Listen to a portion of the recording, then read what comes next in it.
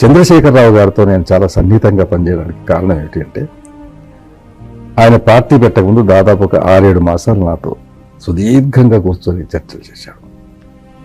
తెలంగాణ సమస్య పుట్టుపూర్వోత్తరాలు అనుకున్నాడు, అనేక విషయాలు క్షుణ్ణంగా అధ్యయనం చేశాడు. నాకు అనిపించి ఒక స్టూడెంట్ మాదిరి గంటల తరబడి కూర్చొని, రోజు తరబడి. అయితే ఆయన తెలుసుకునే పద్ధతిని నన్ను ఆకర్షించింది.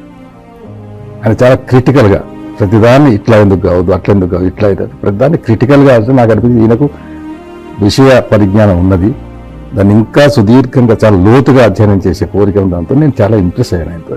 తెలంగాణ సమస్యల పట్ల ఆయనకున్నంత అవగాహన చాలా తక్కువ మందికి ఉంది. రెండవది, అవగాహన సరిపోదు. ఆ విషయాన్ని ప్రజల్లోకి, ప్రజల భాషలో, ప్రజల నుడికారంలో తీసుకుపోయినటువంటి ఏకైక నాయకుడు నా దృష్టిలో. కనుక ఆ స్పందన వచ్చింది. సమకాలీన రాజకీయాల్లో ఉండే రాజకీయ నాయకులలో ఒకరైన చంద్రశేఖరరావు గారు దీన్ని 10 ఏళ్ల పాటు నడిపించాలంటే అది విశిష్టత. మా ఇద్దరి సంబంధం ఏ స్థానం పెట్టవచ్చు అంటే,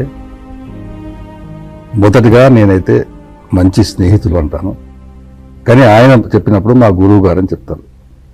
గురు శిష్యుల సంబంధం అన్నా నాకు అభ్యంతరం లేదు.